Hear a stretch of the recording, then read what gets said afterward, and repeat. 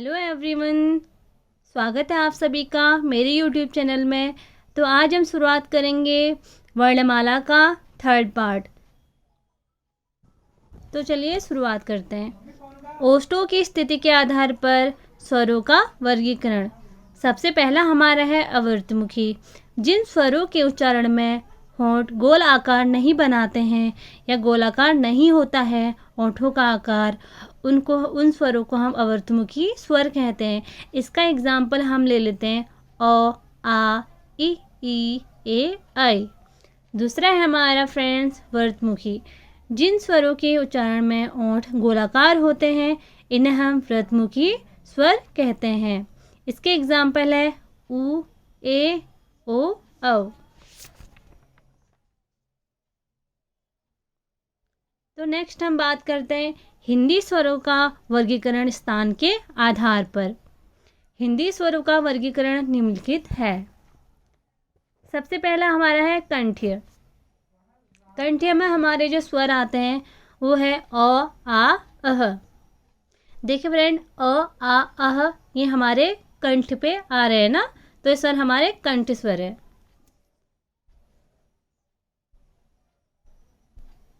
वैसे हमारा तालव्य। तालव्य स्वर है गाइज ई। तो देखिए तालव्य हमारा ई स्वर जो है हमारे तालव्य, यानी कि हमारा तालू को टच करें ना, तो देखिए। तीसरा है हमारा मूर्धन्य। री जो है हमारा मूर्धन्य है।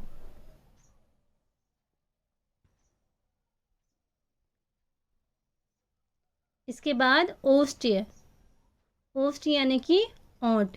ऊ और ऊ यानी कि छोटा ऊ और बड़ा ऊ हमारे ओष्ठ्य स्वर कहलाते हैं। नेक्स्ट हमारा है अनुनासिक, यानी कि जिसमें से हमारी नाक की जैसी ध्वनि निकलती है, जैसे अंग। जैसे आप अंग बोलेंगे तो वह अनुनासिक स्वर कहलाएगा। नेक्स्ट हमारा कंठ तालव्य, जिसमें हमारा गला और तालु दोनों का हमारा यूज होगा। इन स्वरों को हम कंठ और तालव्य कहते हैं, जैसे कि ए, आई। ये भी कई बार एग्जाम्स में पूछा जा चुका है कि ए, आई कौन से स्वर कहलाते हैं। अगला है हमारा कंठोष्ठ्य, यानी कि जिसमें कंठ यानी कि गला, ओष्ठ यानी कि ओंठ दोनों का यूज होता है। इसके एग्जाम्पल्स हमारे ओ और आओ। देखिए ओ और आओ दोनों में हमारा कंठ और ओष्ठ यानी कि गला और होंठ दोनों का यूज हो रहा है। चलिए नेक्स्ट टॉपिक।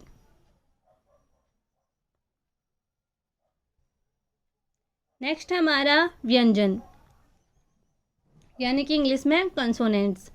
व्यंजन जिन वर्णों का उच्चारण स्वरों की सहायता के बिना नहीं हो पाता है, यानी कि हमें जिनका उच्चारण करने के लिए हमें स्वर की जरूरत पड़ती है उन्हें हम व्यंजन वर्ण कहते हैं।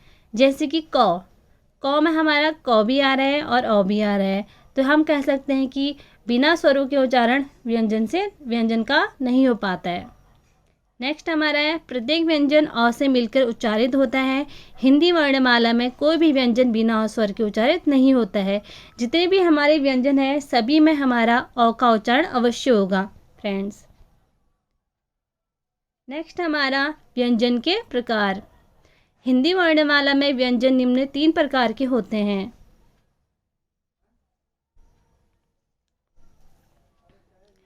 स्पर्श व्यंजन, अंतस्थ व्यंजन और उष्मी व्यंजन। सबसे पहले हम पढ़ेंगे स्पर्श व्यंजन। जिन व्यंजनों का उच्चारण करते समय हवा फेफड़ों से निकलते हुए किसी विशेष स्थान यानी कि कंठ, तालु, मूर्धा, दंत एवं ओष्ठ को स्पर्श करे स्पर्श व्यंजन कहलाते हैं। यानी कि ऐसे व्यंजन जो हमारे गले को, हमारे तालु को, हमारे मूर्धा को, हमारे दांतों को और हमारे ओंठों को स्पर्श करते हैं इन्हें हम स्पर्श व्यंजन कहते हैं। इसके हम एग्जाम्पल ले लेंगे। वर्णमाला में हमारे 5 वर्ग होते हैं: क वर्ग, च वर्ग, ट वर्ग, त वर्ग और प वर्ग। क वर्ग का उच्चारण स्थान हमारा फ्रेंड्स कंठ कहलाता है। इसमें हमारे जो व्यंजन आते हैं क, ख, ग, घ, अंग। च वर्ग जो हमारा है उसका उच्चारण स्थान तालु है। इसमें हमारे व्यंजन आते हैं च, छ, ज, झ, य। तीसरा हमारा जो वर्ग है ट वर्ग आता है।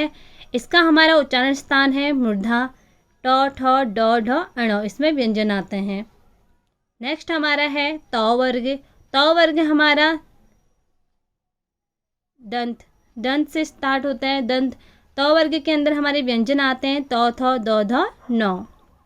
यानी कि त वर्ग का उच्चारण स्थान हमारा दंत कहलाता है। नेक्स्ट हमारा है प वर्ग।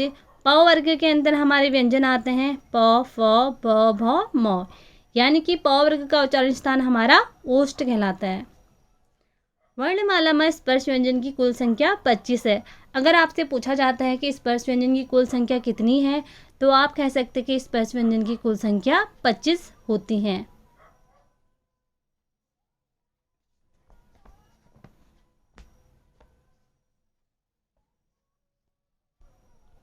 नेक्स्ट हमारा है अंतस्थ व्यंजन। जिन वर्णों का उच्चारण वर्णमाला के बीच यानी कि स्वर और व्यंजन के मध्य स्थित हो, हमारा अंतस्थ व्यंजन कहलाता है। जैसे इसका एग्जाम्पल हम ले लेते हैं। कुछ अंतस्थ व्यंजन हमारे हैं य, र, ल और व।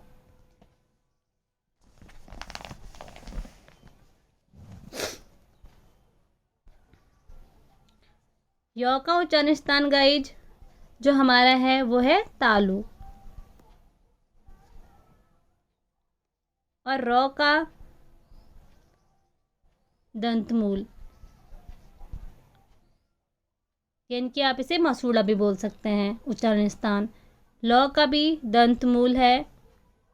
और व का दंत और ओष्ठ, यानी कि दांत और ओष्ठ दोनों है।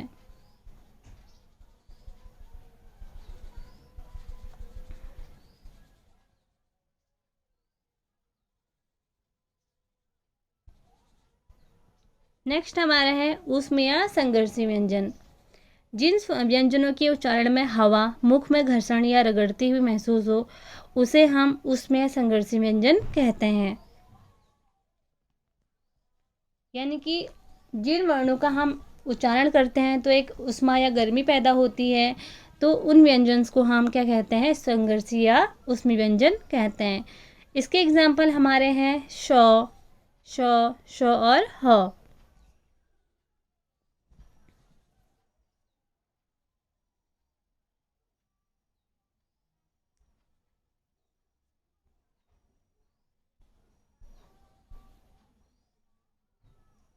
इस स्वर का हमारा उच्चारण स्थान है गाइज तालु। इस स्वर का हमारा है मूर्धा। इस स्वर का हमारा है दंतमूल यानी कि मसूड़ा। और ह का हमारा उच्चारण स्थान है कंठ के भीतर। चलिए नेक्स्ट पढ़ते हैं व्यंजनों का वर्गीकरण। हिंदी वर्णमाला में उच्चारण स्थान के आधार पर व्यंजन का वर्गीकरण निम्न है। सबसे पहले हमारा है कंठ्य। देख लीजिए आप गाइज कंठ्य। इसके अंदर हमारा क वर्ग आता है। तालव्य में हमारा च वर्ग आता है, जैसे कि मैंने ऊपर बता दिया आपको। ट वर्ग में हमारा मूर्धन्य आता है। त वर्ग में हमारा दंत्य। प वर्ग में हमारा ओष्ठ्य।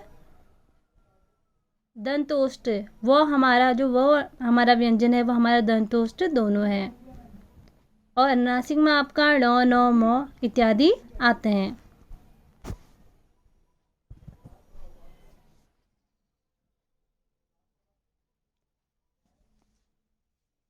कुछ स्पर्शी व्यंजन के बारे में हम फिर बात करते हैं, जैसे कि अघोष। हिंदी वर्णमाला के स्पर्श व्यंजन के प्रत्येक वर्ग यानी कि क, च, ट, त, प के प्रथम एवं द्वितीय व्यंजन हमारे अघोष व्यंजन कहलाते हैं। यानी कि पहले और दूसरे पहले और दूसरे व्यंजन हमारे जो कहलाते हैं वो हमारे अघोष कहलाते हैं। इसके अंतर्गत हमारा आता है क, ख, च, छ, ट, ठ, त, थ, प, फ इत्यादि हमारे क्या अघोष व्यंजन है। नेक्स्ट हमारा आता है घोष व्यंजन। घोष व्यंजन प्रत्येक वर्ग के तृतीय, चतुर्थ एवं पंचम व्यंजन हमारे घोष व्यंजन कहलाते हैं। जैसे हमारा इसके एग्जाम्पल है ग, घ, ङ, ज, झ, य, ट, ड, ठ, ण, द, ध, न, ब, भ, म। नेक्स्ट हमारा है अल्प प्राण। प्रत्येक वर्ग के प्रथम, तृतीय, पंचम व्यंजन अल्प प्राण व्यंजन कहलाते हैं। यानी कि प्रत्येक वर्ग के क वर्ग, च वर्ग, ट वर्ग, त वर्ग, प वर्ग के हमारे पहला, तीसरा और पांचवा जो व्यंजन हमारा कहलाता है वो अल्प प्राण होता है। इसमें हमारा जो हमारा अल्प प्राण यानी कि हमारा इसमें कम हमारी इसमें एनर्जी लगती है गाइज। जैसे कि क, ग, ङ, च, छ, य, ट, ठ, ण, त, ध, न, प, फ, ब, म। नेक्स्ट हमारा है महाप्राण। इसमें क्या होता है प्रत्येक वर्ग के द्वितीय एवं चतुर्थ व्यंजन हमारे महाप्राण व्यंजन कहलाते हैं। इसके एग्जाम्पल हमारे हैं ख, घ, छ, झ, ठ, ण, थ, ध, फ, भ। एक बार और रिपीट कर लेते हैं गाइज। घोष व्यंजन हमारे जो होते हैं इसमें प्रत्येक वर्ग के तृतीय, चतुर्थ एवं पंचम व्यंजन हमारे घोष व्यंजन कहलाते हैं। इसके एग्जाम्पल देख लीजिए गाइज। नेक्स्ट हमारा है अल्प प्राण। प्रत्येक वर्ग के प्रथम, तृतीय, पंचम व्यंजन हमारे अल्प प्राण व्यंजन कहलाते हैं। इसके एग्जाम्पल देख लीजिए गाइज। नेक्स्ट हमारा है महाप्राण। प्रत्येक वर्ग के द्वितीय एवं चतुर्थ व्यंजन हमारे महाप्राण व्यंजन कहलाते हैं। इसके एग्जाम्पल भी आप देख लीजिए गाइज।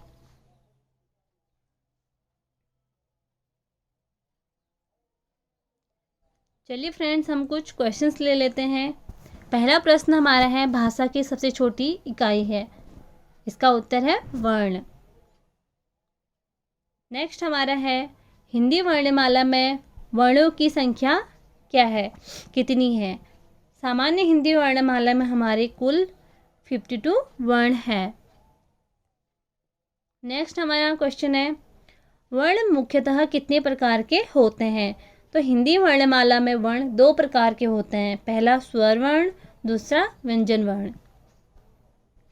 नेक्स्ट हमारा क्वेश्चन है स्वर के मुख्यतः कितने भेद होते हैं। हिंदी स्वरों की संख्या 3 होती है। स्वरों के मुख्यतः 3 भेद होते हैं, ह्रस्व स्वर, दीर्घ स्वर, प्लुत स्वर। मैं आपको बता चुकी हूँ ह्रस्व स्वर में हमारा क्या होता है एक काल का समय लगता है, यानी कि एक मात्रा का समय लगता है। दीर्घ में हमारा दीर्घ स्वर में ह्रस्व स्वर से थोड़ा अधिक समय लगता है, और प्लुत स्वर में हमारा दीर्घ स्वर से कहीं ज़्यादा समय लगता है। यानी कि प्लुत स्वर हमारा संवाद या नाटक वगैरह में जैसे हम किसी को बुलाते हैं, ओम, राम, इन चीज़ों में हमारा प्लुत स्वर यूज होता है। नेक्स्ट हमारा क्वेश्चन है व्यंजन के मुख्यतः कितने भेद हैं। व्यंजन 3 प्रकार के होते हैं, स्पर्श व्यंजन, अंतःस्थ व्यंजन, ऊष्मीय व्यंजन। नेक्स्ट हमारा प्रश्न है हिंदी वर्णमाला में स्वरों की संख्या है। हिंदी वर्णमाला में स्वरों की 11 है, मात्राओं की संख्या कितनी है, 10 है।